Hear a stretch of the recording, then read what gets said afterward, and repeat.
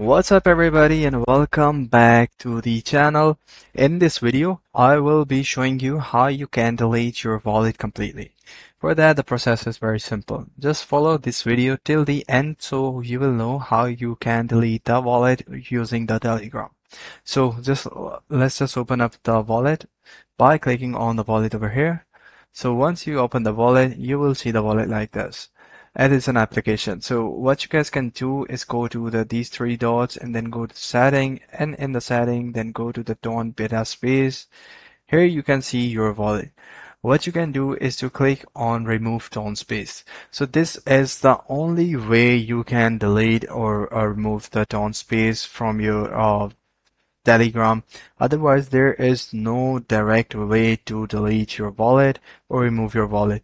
What you guys can do, you can delete the whole chat with the bot, but that's pretty much it. You can't do anything else. I hope you found this video helpful. If you do, please consider subscribing to my channel.